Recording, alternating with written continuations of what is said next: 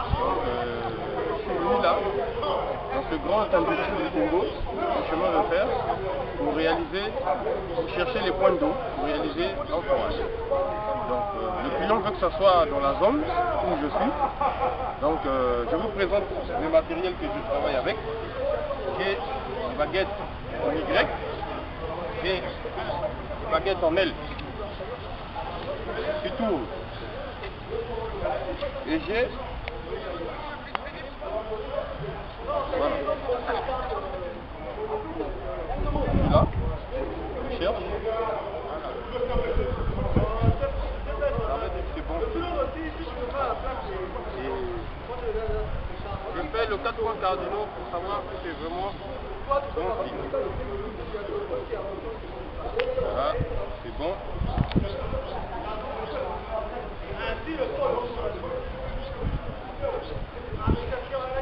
C'est bon signe. Donc, je me mets là pour passer de l'autre côté.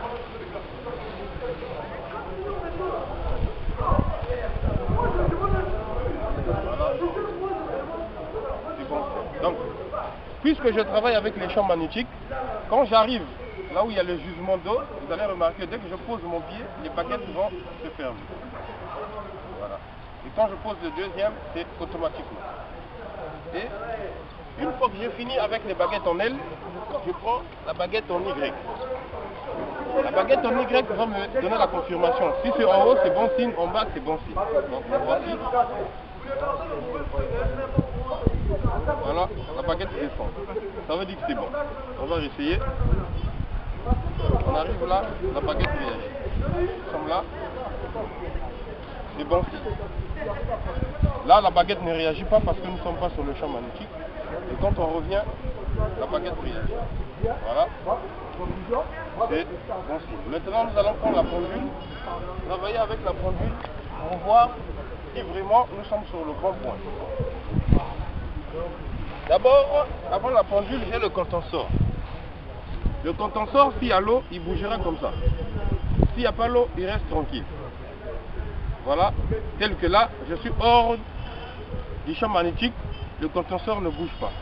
Et quand je reviens, vous allez remarquer vous-même, le contenseur va réagir. Voilà, là il bouge seul. Parce qu'il y a l'eau. L'eau dégage de l'énergie et l'énergie dirige la baguette. Et quand je mets hors du champ magnétique, vous verrez que pas de solution. Quand je le remets sur le champ magnétique, la baguette tente de réagir. Donc ça veut dire que c'est bon signe.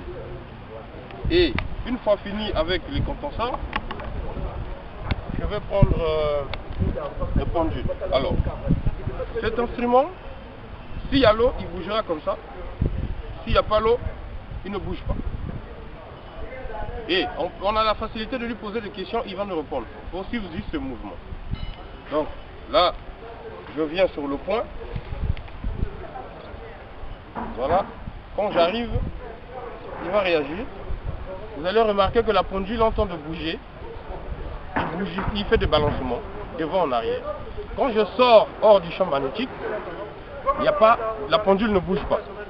Mais quand je reviens sur le point d'eau, voyez-vous, la pendule va réagir. Donc c'est bon signe. Maintenant, je veux savoir pourquoi la société qui était là avant n'a pas pu finir le forage. Donc je pose la question à la pendule et la pendule va me répondre.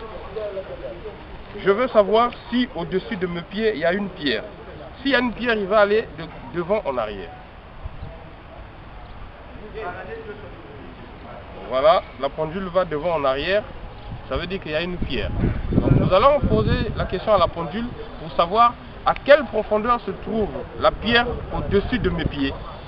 Donc je vais commencer à compter là où il va s'arrêter. Ça veut dire que c'est là où il y a la pierre.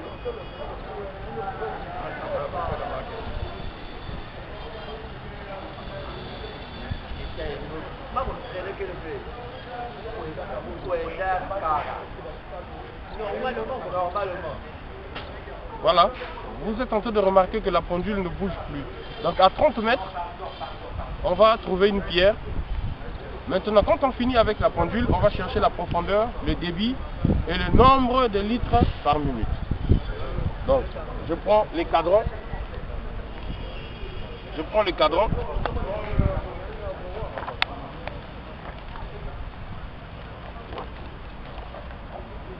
Alors, je prends le cadran, c'est le tableau. Donc le tableau, j'ai petite profondeur de 0 à 30 mètres, grande profondeur de 0 à 300 mètres. On ne sait pas quelle profondeur. La profondeur qu'on connaît, c'est là où on trouvera la pierre. Donc je suis là.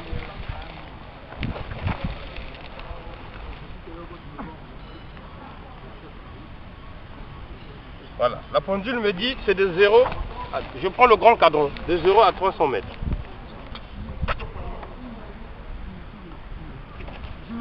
La pendule me dit de prendre le cadran de 0 à 300 mètres. Voilà, donc j'ai le cadran de 0 à 300 mètres. Et ici, donc là, je mets en rotation.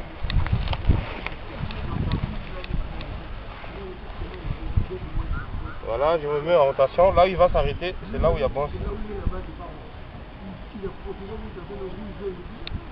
Donc, la pendule nous dit que c'est à 25 mètres qu'il faut réaliser un bon forage. 125 mètres. Parce que la pendule est en train de tourner à 125 mètres. Et quand on finit avec 125 mètres, nous allons chercher le tableau pour voir le débit et le nombre de litres par minute. Voilà, c'est ce qu'on va faire. Toujours, le tableau va m'indiquer si c'est là, si c'est là, c'est là. Là, c'est petit débit, moyen débit, gros débit. Voilà. Donc, je mets toujours la pendule en action. Et je suis là. Là où il va s'arrêter, c'est là où je veux prendre. Il prend le grand tableau. Donc je cherche le grand tableau. J'ai le grand tableau. Voilà, donc là, nous avons le nombre de litres, des mètres cubes. Litres, mètres cubes.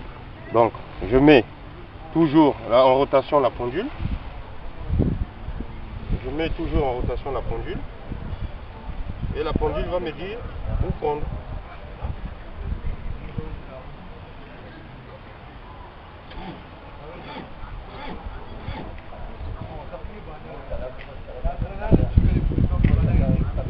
Voilà, donc là, nous avons 270 litres par minute et 22,20 mètres cubes. Je crois que c'est costaud pour ce grand château d'eau. Voilà les études de faisabilité que j'ai fait ici. Mais dit, sur ce point, j'ai 270 litres par minute et 22,20 mètres cubes par heure. La profondeur est de 125. Mais en sachant toujours qu'il y a la pierre à 30 mètres. Maintenant, je vais poser la question à mon pendule pour savoir la pierre à quel volume. Et dès qu'il va commencer à bouger, moi je vais compter pour savoir l'épaisseur de la pierre. Je veux savoir l'épaisseur de la pierre qui se trouve au-dessus de mes pieds.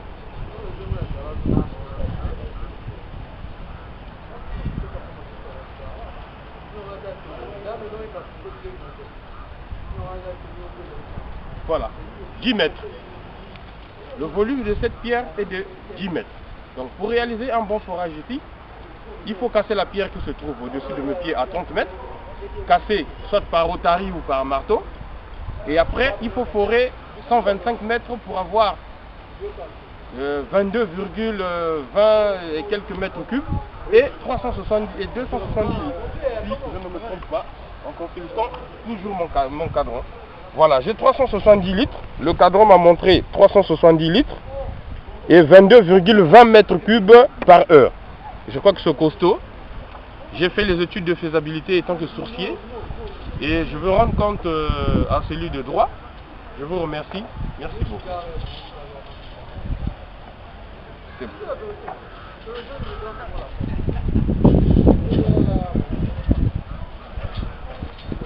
Top. Par contre aussi, je peux savoir si le point est vraiment bien. La baguette va se lever. Voilà. la baguette seule. Voilà. Je mets en pression. Il va se lever seul. C'est bon signe. Ça veut dire que c'est bon signe. Voilà. C'est bon. Merci.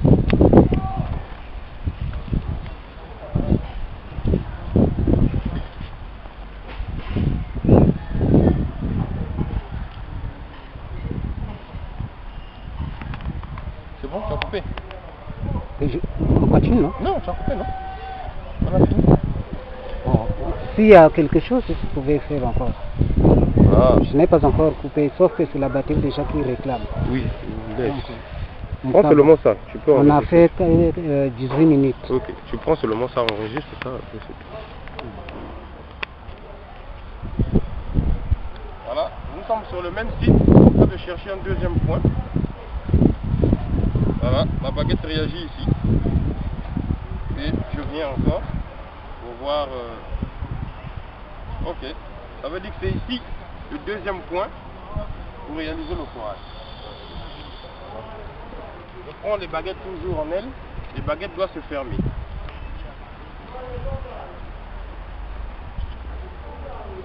Voilà, c'est bon signe quand les baguettes se ferment. Bon, puisque je connais déjà le terrain, je suis environ à quelques mètres de 20 ou 30 mètres d'où j'étais. Donc j'ai pas à me tracasser. Je prends mon pendule et les cadrans pour voir la profondeur.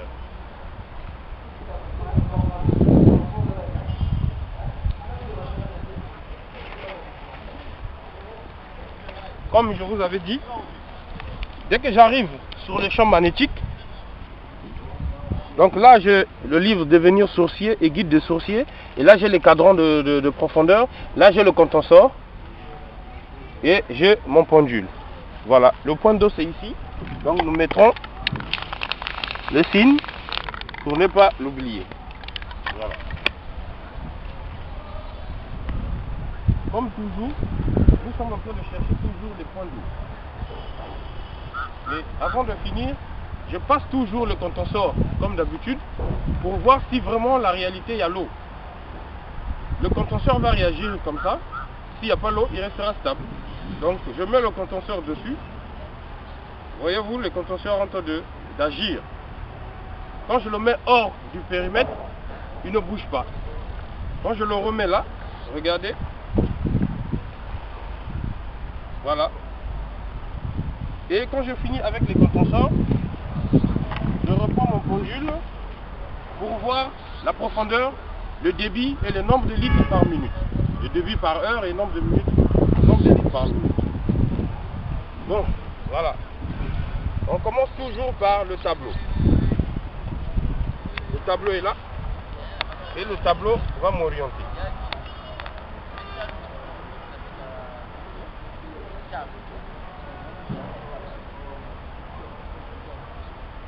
Toujours grande profondeur.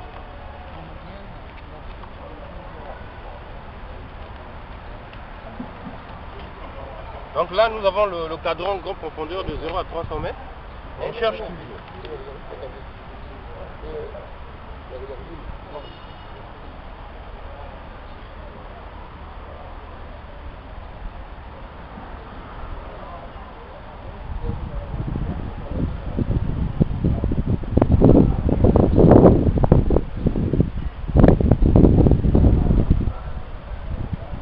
Voilà, là il balance à 100 mètres.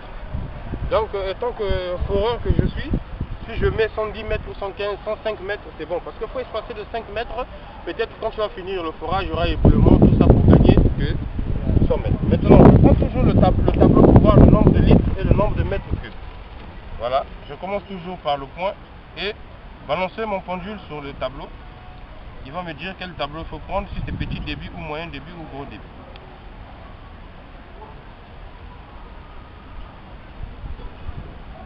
Voilà, je prends toujours le gros débit. Alors, ce point nous a donné 100 mètres et on va voir le nombre de litres et le nombre de mètres cubes.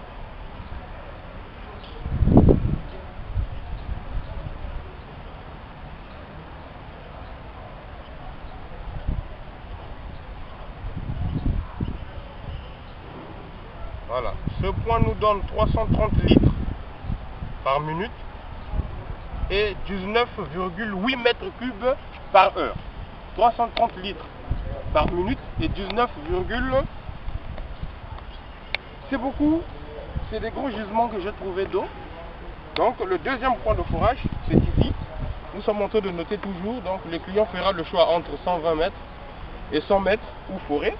100 mètres, il a 330 litres et il fera le choix. Mais toujours en consultant la pendule pour savoir s'il y a la pierre. Mais je sais qu'il y a la pierre. J'aimerais savoir s'il y a une pierre au-dessus de mes pieds. Voilà, la pendule va de gauche à droite, ça veut dire que oui, il y a la pierre. Si la pendule va devant en arrière, ça veut dire qu'il y a la pierre. Si partez comme ça de gauche à droite, ça veut dire que non, il n'y a pas la pierre. Donc je vous remercie beaucoup. Je suis sourcier, je suis dans les grandes industries du Congo, du chemin de fer. Ils sont en train de réaliser, ils ont un projet de réaliser un forage. Le confrère qui était là n'a pas pu le faire. Et pour moi, je me dis, les études de faisabilité me disent parce qu'il y a la pierre. Je crois qu'il s'est arrêté à 30 mètres où il y avait la pierre. Voilà pourquoi il n'a pas pu réaliser son forage. Donc je vous remercie. Et monsieur le sourcier va classer ses affaires et rendre compte au client. Voilà, donc le deuxième point c'est là. Nous mettrons toujours la pierre pour ne pas oublier le jour J. Et je vais classer mes matériels. Voilà. Là, j'ai le guide de sourcier. Et là, je vais devenir sourcier. Et là, j'ai guide de sourcier. Là, j'ai les cadrans pour les profondeurs. Merci. Je suis en train de les classer. Voilà. Je les mets dans le sac. Parce que c'est des enfants qui sont... Pour moi, c'est des enfants. Alors, en faisant ça, je peux voir aussi si à quelle profondeur qu'on va trouver la pierre. Qu'on va trouver de l'eau plutôt. Parce que j'ai aussi l'application Bergem. Parce que Bergem, tout est enregistré sur Google. Et mon téléphone aussi va me dire à quelle profondeur je peux commencer à trouver de l'eau. Voilà. Donc je le mets là. Au moment que je suis en train d'arranger mes affaires, le téléphone me dira à quelle profondeur on va commencer à trouver de l'eau.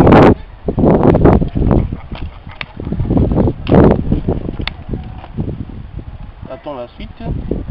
Ah, la connexion.